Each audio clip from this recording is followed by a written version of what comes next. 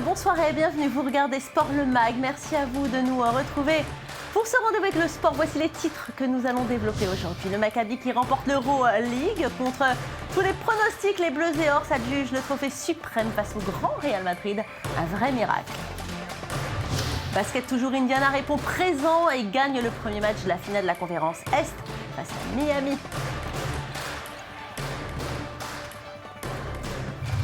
L'Atlético Madrid est en fête. Les Rouges et Blancs remportent le championnat d'Espagne 18 ans après leur dernier sacre. Et puis tennis avec Novak Djokovic qui s'adjuge le Master 1000 de Rome. Une prestation de haut standing de très bon augure avant l'approche de Roland Garros à la Porte d'Auteuil. Et après la belle victoire à Milan, les champions d'Europe de basket, les joueurs du Maccabi Tel Aviv viennent d'atterrir à l'aéroport Ben Gurion. Ils n'ont pas oublié leur coupe. Ils ont été accueillis comme de véritables stars après leur belle prestation face au Real. Place maintenant aux festivités. Ils seront ce soir au Square Rabin à Tel Aviv. De magnifiques célébrations ont été organisées. Tel Aviv est donc en fête. Et tout Israël d'ailleurs aussi est derrière eux. Et on revient sur ce match extraordinaire, une affiche sublime à Milan. Elle a opposé l'un des plus grands clubs du Real Madrid au légendaire Maccabi Tel Aviv. Le Maccabi qui a porté le temps d'un match les espoirs de tout un pays dans un stade comble et devant une armée jaune et bleue. Les hommes de David Blatt ont remporté le 6e titre européen de son histoire, un bijou collectif et une victoire 98-86. Le Maccabi est grand, le Maccabi est champion d'Europe et le Real va devoir attendre une semaine de plus pour savoir si en football, les Meringues effaceront la déception du basket en finale de la Ligue des Champions. Basket toujours, mais NBA en ouverture de la finale de la conférence Est. Les Pacers ont infligé au Heat une double champion en titre. Son deuxième revers des playoffs, score final 107-96. Au-delà de la défaite, c'est la manière qui surprend car Indiana a dominé Miami tout au long de la rencontre. Paul George, Roy Hibbert et leurs coéquipiers ont volé la vedette au duo vedette du Heat, LeBron James et Dwayne Wade. Le deuxième match toujours à Indianapolis est programmé ce mardi. Ça s'annonce explosif entre ces deux équipes qui ne cachent pas leur inimitié. On écoute LeBron James à l'issue de la rencontre. Nous avons eu quelques défaillances en défense et je m'inclus dans ces erreurs. Je me suis relâché à plusieurs reprises en défense et nous les avons laissés entrer dans la raquette trop souvent. Ils ont obtenu 37 lancers francs alors que nous n'en avons eu que 15. C'est quelque chose qui ne peut pas se répéter au second match. Trop d'erreurs pendant la rencontre, c'est ce qui nous a coûté la défaite. Mais nous avons de l'expérience, nous allons apprendre de nos erreurs et mieux nous préparer pour le second match. Et s'il y a un joueur qui est un pied en Europe et l'autre aux États-Unis, c'est bien Tony Parker. Il évolue à NBA, mais il n'oublie pas ses origines d'ailleurs. Même s'il est né en Belgique, on l'appelle le Frenchie. Tony Parker, un joueur complet, il déchaîne les passions sur les parquets, coaché très tôt. Par son papa, il a explosé de l'autre côté de l'Atlantique. C'est un cadre des Spurs, mais il ne manque jamais un match avec l'équipe de France. Son portrait vous est offert par Lise Barenboim. Il joue aux États-Unis, son nom est américain, il est né en Belgique et pourtant on le surnomme bien le Frenchie. Tony Parker est un véritable phénomène du basketball made in France. Et certains ne doutent pas de son attachement à l'Hexagone, à commencer par sa maman. Tony a toujours dit, et c'est son forte intention, qu'il veut redonner au basket français ce que le basket français lui a donné. Donc nous, on resterait toujours fidèles à la France. Voilà. Vive la France! Fils d'un père américain et d'une mère néerlandaise, Tony commence le basket très jeune. Initié par son père, Tony Parker Senior, qui est basketteur professionnel, le petit Tony fait son apprentissage à Fécamp. Il joue à Rouen puis au PSG Racing. Mais le phénomène Parker explose en 2001. Il rejoint la NBA au sein des Spurs de San Antonio. C'est un inconnu et son entraîneur, le mythique Greg Popovich, n'entend pas confier le poste de meneur de jeu à ce débutant. Mais le talent paie et Parker devient le premier Français champion de NBA en 2003, à seulement 21 ans. Il a participé 6 fois aux All-Star Games. Il brille avec le club texan depuis maintenant 11 ans. C'est génial, c'est incroyable ce qu'on est en train de faire avec San Antonio, d'être à ce niveau-là toutes ces années. C'est spécial. Il est aujourd'hui le sportif français le mieux payé, avec un salaire de plus de 14 millions d'euros par an. Malgré sa carrière américaine, Tipeee n'oublie jamais ses racines françaises. Il reçoit même la Légion d'honneur en 2007. Car si vous êtes fidèle à votre équipe des San Antonio Spurs depuis 2001, c'est la France votre pays, auquel vous demeurez fidèle, qui vous connaît depuis toujours. Et quelque part dans un petit village de Normandie, un deuxième débarquement a eu lieu, un basketteur français est devenu champion de NBA. Parker n'a d'ailleurs jamais abandonné l'équipe de France de basket. Il participe au championnat d'Europe régulièrement avec les Bleus. J'ai toujours cru en moi, toujours cru en l'équipe de France. Moi, je suis fier d'être français, fier de cette équipe, fier d'être en équipe de France. Il a même joué pour le club de Villeurbanne entre 2 saisons de NBA, un club qu'il a depuis racheté. Une belle façon de soutenir le basket français. Le deal que j'ai fait avec l'Asvel, je viens jouer, je viens aider le club et quand la NBA reprend, je repars aux États-Unis. Tony Parker, c'est aussi une immense machine médiatique dont les frasques amoureuses font régulièrement la une. Après son divorce avec l'actrice Eva Longoria, il a refait sa vie et vient de devenir papa. Pour subvenir aux besoins de son foyer, le joueur n'hésite pas à multiplier les expériences artistiques et publicitaires. Tour à tour chanteur, héros de dessins animés, il prête aussi son image à de nombreux spots publicitaires. Ils sont vraiment trop bons. Tony Parker occupe donc tous les terrains. Joueur exceptionnel, père de famille, acteur et homme d'affaires, le talent n'a pas de limite. Football à présent, les Colchoneros sont les nouveaux dieux du football espagnol avec un budget limité mais la fougue des outsiders. Ils ont conquis la Liga contre Barcelone à quelques jours de la finale de la Ligue des Champions. Ils sont plus motivés que jamais. Les hommes de Diego Simeone affronteront le Real Madrid qui de la Casablanca ou de l'Atlético sera sacré champion d'Europe. En attendant, les matelassiers y croient. Dur comme fer, le reportage de Merav Savir et de Mathieu Topman. Une déferlante rouge et blanche. Les fans et l'équipe de l'Atlético Madrid ont défilé d'un seul homme dans les rues de la capitale espagnole pour fêter le premier titre de champion d'Espagne depuis 1996. Une victoire acquise grâce au match nul contre Barcelone au Camp Nou.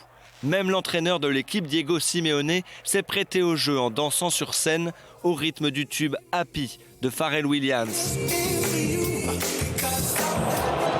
Une bien belle fête pour un sacre conquis dans la douleur. À la 14e minute de jeu, coup dur pour l'Atlético. Diego Costa abandonne ses partenaires sur blessure. Le meilleur buteur de l'équipe madrilène ne peut retenir ses larmes de désespoir. Mais ce n'est que le début des problèmes. Arda Turan suit son coéquipier. Il quitte le terrain après un choc avec Fabregas. Les Barcelonais profitent de l'aubaine et ouvrent le score à la 34e minute de jeu. Alexis Sanchez, sur une remise de Messi, envoie un missile sol-air sous la barre. Le gardien Thibaut Courtois est complètement dépassé et les Catalans prennent l'avantage. Pour certains, l'affaire est déjà bouclée. L'Atlético ne sera pas champion d'Espagne. Mais les matelassiers mettent les bouchées doubles et reviennent des vestiaires gonflés à bloc. C'est à la 48e minute que la magie madrilène opère. Diego Godin égalise avec une superbe tête sur corner. Les supporters de l'Atlético retrouvent le sourire. Frayeur pourtant, Messi pense redonner l'avantage au Barça, mais le but est invalidé pour hors-jeu. L'Atlético est serein et garde le score jusqu'au coup de sifflet final. Un match nul difficile mais mérité qui envoie les rouges et blancs au firmament. C'est génial. C'était très difficile, je pense. Surtout au moment où ils ont marqué, nous étions en difficulté. Mais pendant la mi-temps, nous nous sommes dit, nous devons gagner. Nous devons au moins marquer un but. Et je crois que l'équipe était très bonne en deuxième mi-temps. Nous méritions de marquer au moins un but. Nous avons gagné la Liga. C'est très difficile. Mais nous n'avons jamais abandonné. Nous avons toujours cru en nous. Au début, nous étions sous-estimés. Les gens disaient que nous allions nous effondrer. Mais nous n'avons jamais écouté ces commentaires et nous avons cru en notre équipe. Une victoire obtenue sur les terrains, mais aussi dans les coulisses. Simeone n'oublie personne à l'heure de la victoire. Avant tout, je veux partager ce moment avec mon staff. On ne les voit pas toujours sur les écrans de télé, mais ils travaillent autant, voire plus que nous. Je suis très heureux de ce groupe. Ils ont fait de moi un meilleur manager et je suis fier d'être ici en face de vous tous. Pour le Barça, la défaite est terrible. Première victime de cette année vierge de titre, l'entraîneur Tata Martino, qui a officiellement annoncé ce que beaucoup pressentaient. Je veux annoncer qu'en accord avec le club, j'ai décidé de ne plus être l'entraîneur de Barcelone. Je veux également féliciter l'Atlético Madrid. Ils ont été des rivaux exceptionnels pendant toute la saison. Les joueurs de l'Atlético ont chanté et dansé toute la nuit de dimanche. Mais dès lundi, les choses sérieuses reprennent. Une semaine de préparation pour la finale de la Ligue des Champions qui va les opposer au Real Madrid. L'occasion pour les matelassiers de réaliser un magnifique doublé. Ça y est, on connaît donc tous les champions européens. Une saison passionnante qui va s'achever samedi prochain avec la finale de la Ligue des Champions avant la Coupe du Monde qui débute donc dans 3 semaines. Et justement, en finale de la Ligue des Champions, on retrouve les 2 acteurs principaux de la saison en Espagne, l'Atlético Madrid, vainqueur du championnat contre son voisin de Real Madrid, la Casablanca, elle gagnait la Coupe du Roi. Vous vous en rappelez, c'était également contre le Barça. Les Madrilènes s'étaient imposés 2-1.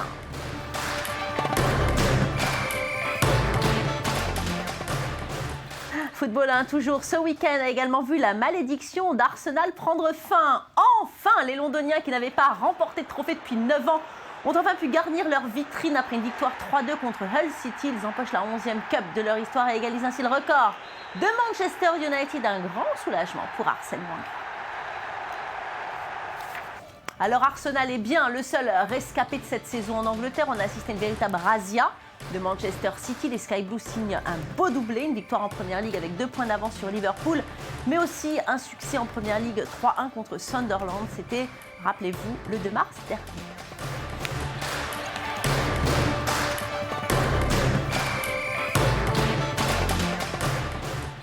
Puis en Angleterre toujours, c'est officiel, Manchester United a un nouvel entraîneur, c'est Louis van Gaal, nous vous en avions parlé, il a été recruté. Exit donc Ryan Giggs, le Gallois qui avait remplacé David Moyes, et c'était bien jusqu'à la fin de la saison. Allez, je vous propose de partir en France. À présent, le PSG signe également une très belle saison malgré la déception des Parisiens. Face à Chelsea en Ligue des Champions, les hommes de Laurent Blanc réalisent un doublé. Championnat de France et Coupe de la Ligue, ils battent de plus de 2 records. Celui du nombre de points marqués en une saison, 89 points donc, et celui du nombre de victoires qui a atteint 27.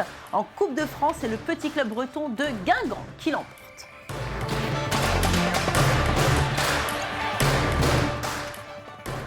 En Allemagne, à présent, le Bayern de Munich a pu fêter son nouveau titre. Ce week-end, les Bavarois se sont imposés en finale de la Coupe d'Allemagne. Une victoire 2-0 face au Borussia Dortmund qui permet aux Bavarois de réaliser un 10e doublé de son histoire.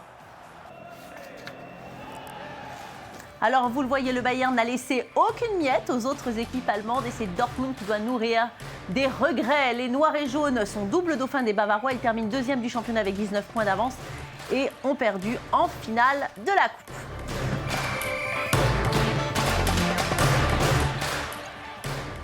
On termine par l'Italie. Regardez, un sacre record qui vient d'être battu. La Juventus termine première du championnat avec 102 points. C'est tout simplement le record d'Europe du plus grand nombre de points marqués. Une très belle prestation qui vient légèrement effacer la piètre performance de la vieille dame sur la scène européenne.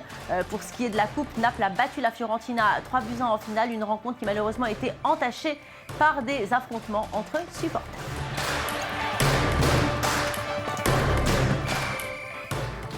Les tennis, à présent, Djokovic accable Nadal en signant à Rome une 4e victoire consécutive sur le numéro 1 mondial. En 3-7, 4-6, 6-3, 6-3 pour la 3e fois de sa carrière. Le Serbe remporte le Master 1000 de Rome et confirme sa supériorité face à un adversaire peu convaincant. Un match très disputé avec un premier set compliqué pour le Serbe qui a ensuite réussi à se canaliser pour offrir des retours puissants et maîtriser l'Espagnol perd. Pour la 3e fois sur terre battue, va devoir méditer sur son jeu pour retrouver son niveau d'antan et ainsi briller à l'explosif tournoi qui les attend à Roland-Garros. On écoute tout de suite le champion serbe après sa nouvelle victoire. Regardez.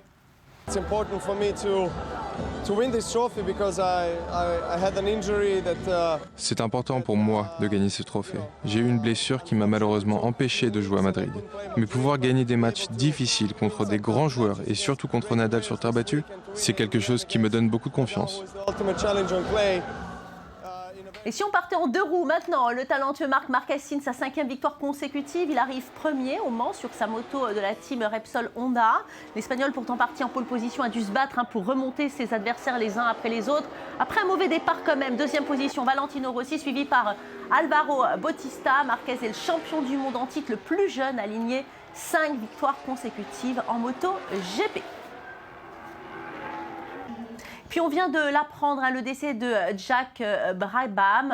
C'est le plus grand pilote australien de l'histoire de Formule 1. Il est décédé aujourd'hui, lundi 19 mai. Le monde de la Formule 1 se souvient. Il a été sacré 3 fois champion du monde de Formule 1. Black Jack, comme on l'appelait, est entré dans la légende du sport en 78. Il est même devenu le premier pilote depuis la guerre à être anobli pour les services rendus au sport automobile britannique. En hommage à sa carrière, une école automobile très réputée a même été renommée à son nom dans Brisbane. Direction les États-Unis maintenant, le grand favori britannique Bradley Wiggins remporte le Tour de Californie à l'issue de la 8e étape de Thousand Oaks. Pour sa première participation au Tour américain, le leader de l'équipe Sky a endossé le maillot jaune dès la 2e étape pour ne plus jamais s'en séparer. Son compatriote Mark Cavendish, vainqueur au sprint devant John Devencourt et Peter Sagan, lors de la dernière étape, déclare lui « Je suis dans la forme de ma vie ». Le vainqueur du Tour de France 2012 atteint ici ses objectifs, a déclaré être fier de gagner des compétitions à 34 ans. Lui souhaite en tout cas de continuer sur sa lancée et pourquoi pas de retrouver le Tour de France. Et bien voilà, c'est la fin de cette émission. Merci à vous tous de nous avoir suivis. On se retrouve demain pour encore plus de sport. En attendant, si vous avez envie de nous revoir, surtout, utilisez notre site internet. Mais restez avec nous car l'info continue sur i24 News.